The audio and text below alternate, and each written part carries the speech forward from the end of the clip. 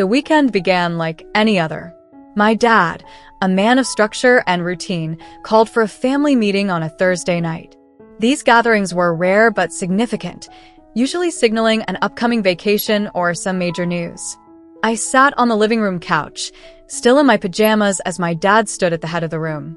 My younger sister, Emma, was beside me, her nose buried in her phone, while Mom, ever the mediator, sat poised with her hands folded, as if preparing to smooth over whatever revelation was about to come. So, Dad started clearing his throat. He was never one for dramatic buildup. I've planned a little trip for us this weekend. Just the four of us. Something different. Different? Emma asked, barely glancing up. Yes, different. Dad hesitated, something I rarely saw him do. I think we could all use a change of scenery, some bonding time. Mom raised a curious eyebrow, but didn't comment. Emma groaned, muttering something about missing plans with her friends, and I simply nodded. I wasn't particularly close to my dad. His idea of bonding usually involved fishing trips or hours in the garage fixing things. Neither were my speed. Still, the prospect of a trip piqued my interest. Maybe it was to a cabin or the beach. Something mundane but relaxing. We left early Saturday morning. Dad insisted on driving, his usual no-nonsense demeanor softening as he played an old mixtape of cheesy 80s hits. Emma and I were stuck in the back seat, where she promptly put in her earbuds, leaving me to gaze out the window and wonder where we were headed. The scenery grew more rural as we drove, fields stretching into the horizon, broken only by the occasional cluster of trees. When we turned off the main highway onto a gravel road, my curiosity spiked. Where are we going? I finally asked. You'll see, Dad replied, his tone oddly cheerful. The road wound through a forest, and just when I thought we'd gotten hopelessly lost, a clearing appeared. Nestled in the middle was a sprawling Victorian-style house painted in pastel pinks and blues, its intricate design giving it an almost dollhouse-like appearance. A sign out front read The Violet Retreat. It looked quaint, almost whimsical, but entirely out of place in the rugged countryside. This is it, Dad announced, pulling into the gravel driveway. Emma pulled out her earbuds, her face twisted in confusion. Are we staying here? Yup. We piled out of the car, bags in tow, as a woman in her late 40s emerged from the house. She was tall, elegant, and dressed in a flowing lavender dress that shimmered in the sunlight. Her dark hair was swept up into a bun, and her smile was so warm it seemed to radiate from her. Welcome to the Violet Retreat, she greeted, her voice smooth as honey. You must be the Parkers. I'm Lillian. Dad stepped forward, shaking her hand with enthusiasm I hadn't seen in years. Thank you for having us, Lillian. We're excited to be here. I exchanged a look with Emma, who mouthed, What is this place? I shrugged. It didn't seem like a regular bed and breakfast, but I couldn't put my finger on what exactly made it so unique. Once inside, the house revealed its full charm. The interior was a blend of vintage and modern, a grand staircase wrapped in garlands of dried lavender, antique furniture juxtaposed with vibrant, abstract art. The air smelled faintly of roses and vanilla.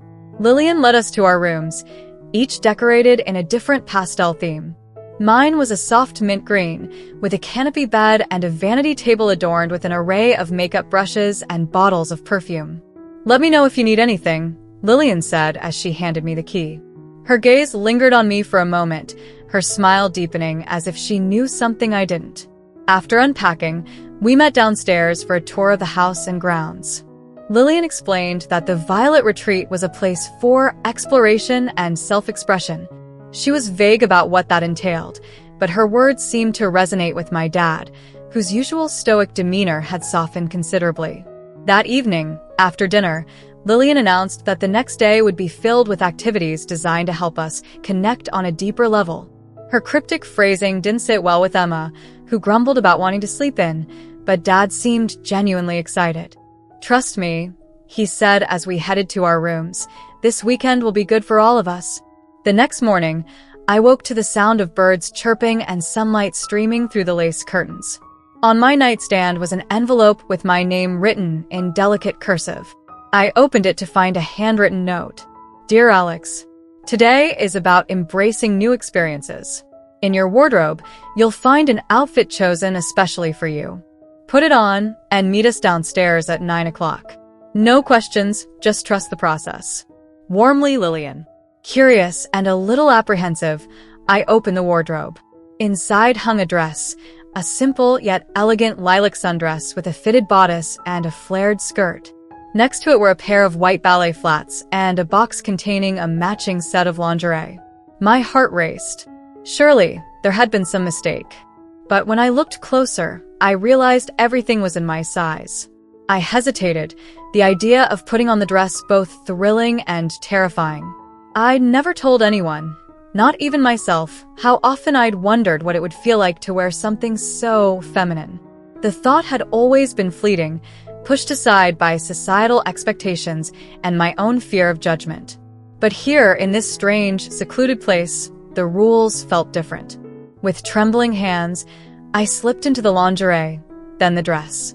The fabric was soft against my skin, the fit surprisingly perfect. I avoided the mirror at first, too nervous to see the reflection, but when I finally looked, I hardly recognized myself. The dress accentuated my lean frame in a way that felt natural, almost right. For the first time in years, I didn't feel out of place in my own body. When I joined the others downstairs, I was shocked to find that I wasn't the only one who'd undergone a transformation.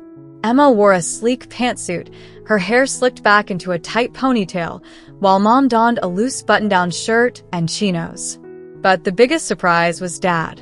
He wore a floor-length emerald green gown, his broad shoulders softened by the delicate fabric.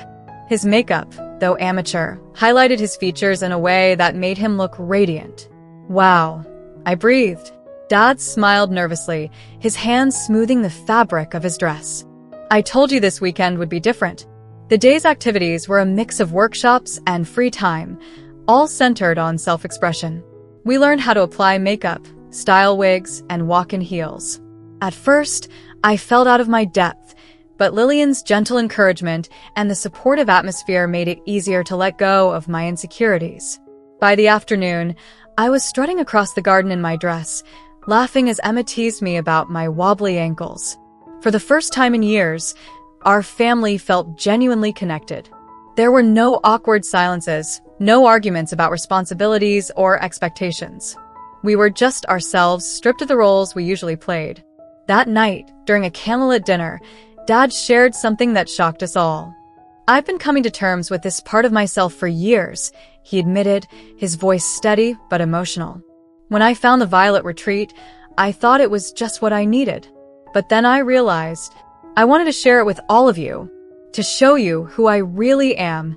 Tears filled Mom's eyes as she reached across the table to hold his hand. Thank you for trusting us. The weekend flew by, each moment a revelation. By the time we packed up to leave, I felt like a different person, more confident, more aware of who I was and who I could be. As we drove away from the Violet Retreat, I couldn't help but glance back at the house, already missing the sense of freedom it had given me. Dad turned to me as we hit the highway. How do you feel? Good, I said, smiling. Really good? And for the first time in my life, I meant it. As the house disappeared from view, the car was quiet, save for the hum of the engine and the faint strains of Dad's 80s mixtape playing in the background. Emma, who had spent most of the weekend sulking, surprised me by speaking up. I didn't hate it, she said suddenly. We all turned to look at her, Dad nearly swerving the car in his shock. You didn't? No, she admitted, crossing her arms as though annoyed to confess it. I mean, it was weird at first. Really weird. But she trailed off, her face turning thoughtful. I kind of like seeing everyone so happy. Mom smiled at her, a soft expression that made the lines around her eyes crinkle. I think it was a wonderful experience for all of us. And you looked stunning in that suit. Emma's cheeks flushed, but she didn't argue. Dad, still wearing his nail polish, emerald green to match his dress from the night before, tapped the steering wheel lightly. I was worried you'd all think I'd lost my mind. You haven't lost anything, Mom said firmly. If anything, I think you've found something. I looked at Dad, his face illuminated by the sunlight streaming through the windshield. For the first time, he didn't look like the stern, no-nonsense man I'd always known. He looked free, like he'd finally let go of a weight he'd been carrying for years. It was infectious, that freedom, and I felt a spark of it within myself. When we got home, reality set in. The house felt the same, cluttered and chaotic, but something within us had shifted. I couldn't pinpoint exactly what it was, but the air between us seemed lighter, the tension that had always lingered in our interactions now noticeably absent. That night, as I unpacked my bag, I found the dress neatly folded at the bottom, along with a note from Lillian. Dear Alex, the journey doesn't end here. Remember, self-expression isn't just about clothing, it's about embracing every part of who you are. Be bold, be kind, and most importantly, be yourself. With love, Lillian. I traced the elegant script with my finger, a lump forming in my throat. The dress had been a gift, not just a piece of fabric, but a key that unlocked a door I hadn't even realized was there. I carefully hung it in the back of my closet, where it wouldn't be immediately visible, but could easily be reached when the time felt right. Over the next few weeks, life returned to its usual rhythm, or at least it tried to. Dad went back to work, Emma to school, and Mom to her endless list of community projects. But there were subtle changes. Dad had started keeping his nails polished, opting for clear or neutral shades when he was at the office. Emma, who had always been tomboyish, began experimenting with a more androgynous style, swapping her usual jeans and hoodies for tailored jackets and boots. Mom, ever the supportive glue of our family, started incorporating more colorful scarves and statement jewelry into her wardrobe, as though inspired by the vibrant atmosphere of the Violet Retreat. And me? I couldn't stop thinking about how I'd felt in that dress. I started watching makeup tutorials online, practicing in the privacy of my room late at night. At first, it was just a way to recapture the magic of that weekend, but it quickly became something more, a way to understand myself. Each swipe of mascara, each brush of blush felt like a step closer to figuring out who I was, or at least who I wanted to be. One Saturday, when the house was empty, I decided to go all out. I locked my bedroom door, pulled the dress from the back of my closet, and laid it out on the bed. Then, with trembling hands, I began to transform. I'd gotten better at makeup over the past few weeks, and by the time I was finished, I barely recognized the person staring back at me in the mirror. My features were softer, my eyes brighter. The dress hugged my frame perfectly, and for the first time, I felt like I was looking at the real me. I didn't plan to show anyone, but as I admired myself in the mirror, the sound of the front door opening made my heart stop. I froze, my mind racing with excuses and escape plans. Before I could do anything, there was a knock on my door. Alex. It was Dad. Can I come in? No. The word burst out of me, sharp and panicked. There was a pause. Are you okay? I swallowed hard, my throat dry. Yeah, I'm fine. Just give me a minute. Another pause, then. Take your time. I waited until I heard his footsteps retreat down the hall before I quickly changed back into my usual clothes, stuffing the dress into my closet. My heart was still pounding when I finally opened the door. Dad was sitting on the edge of his bed, scrolling through his phone. When he saw me, he smiled. You sure you're okay? He asked. I nodded, my face burning. Yeah. Just tired. He didn't press the issue, but as I turned to leave, he said something that stopped me in my tracks.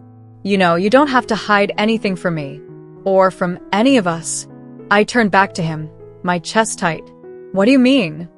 He set his phone down and looked at me, his expression soft. I mean that weekend wasn't just for me. It was for all of us. To show that it's okay to be ourselves, no matter what that looks like.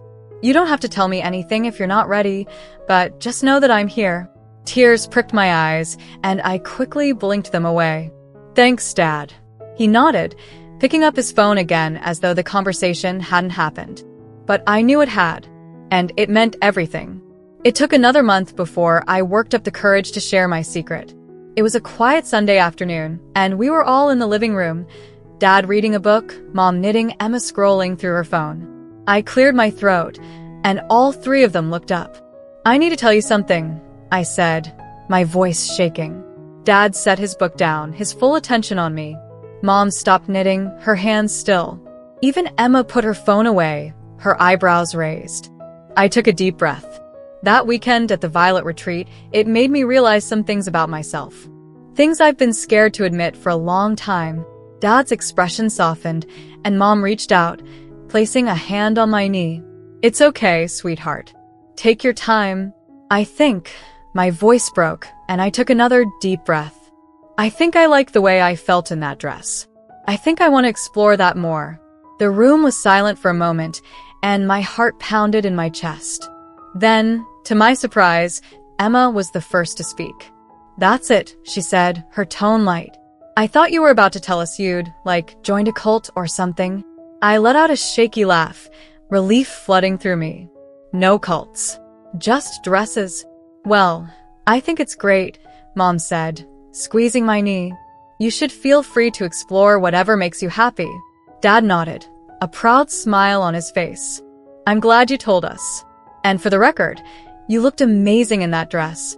Tears welled up in my eyes, but this time I didn't fight them. For the first time, I felt truly seen, not just by myself, but by the people who mattered most. Over the next few months, I began to embrace this new part of myself more openly. I started experimenting with different styles, sometimes wearing makeup or more feminine clothes around the house. My family was endlessly supportive, offering advice and encouragement at every step. The dress from the Violet Retreat became a symbol of my journey, a reminder of the weekend that changed everything. And as I looked at myself in the mirror one evening, wearing that dress and a full face of makeup, I finally understood what Lillian had meant in her note. Self-expression wasn't just about what you wore. It was about embracing every part of yourself, without fear or shame. And for the first time in my life, I felt like I was doing exactly that. Thank you so much for watching till now. It means the world to have you here. This community is all about empowering each other and celebrating the incredible journeys of everyone on their path to living authentically. If you're ever feeling lost or alone, remember you have a whole family here for you. Hit that subscribe button, smash that like button, and let's keep inspiring each other, sending you all the love and strength in the world. Until next time, live your life by your rules.